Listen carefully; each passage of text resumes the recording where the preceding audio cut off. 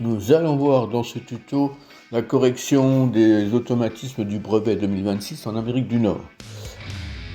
Question 1, il faut calculer 2 tiers plus 3 quarts. Ici, il faut mettre au même dénominateur, c'est 12 de dénominateur commun, et à l'arrivée, en faisant 8 plus 9 sur 12, on trouve 17 douzièmes.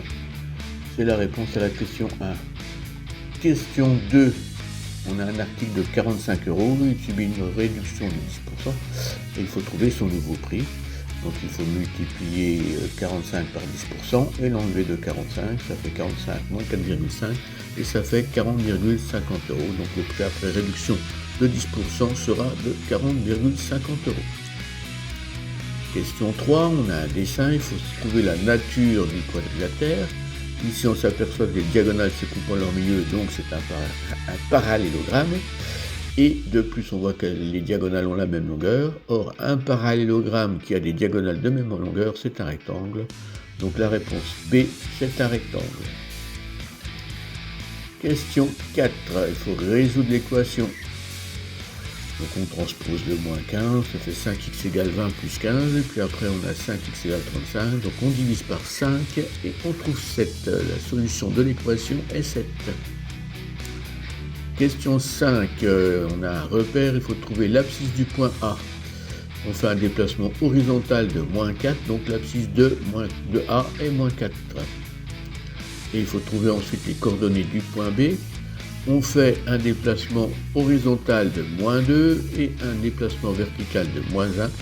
Donc les coordonnées de B sont moins 2 et moins 1. Question 6, on a une série de nombres, il faut trouver la médiane de cette série. On voit que la médiane c'est la cinquième valeur puisqu'il y a 9 valeurs, donc 9 c'est 4 plus 1 plus 5, donc la médiane c'est la cinquième valeur de la série ordonnée. Donc ici la médiane de la série est 11.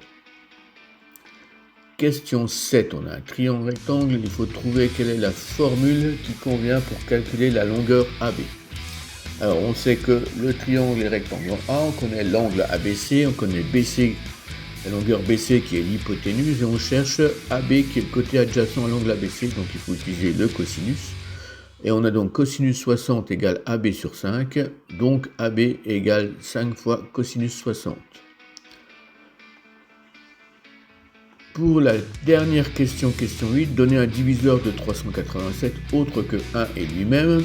Alors on voit que c'est pas un nombre pair, donc il n'est pas divisible par 2, il se termine pas par 5, ou 0, donc il n'est pas divisible par 5.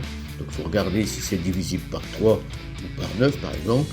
On additionne les trois chiffres, ça nous donne 18, donc 18 est un multiple de 3, donc il est divisible par 3, et il est aussi divisible par 9, puisque 18 est un multiple de 9. Donc 387 est divisible par 3 et par 9.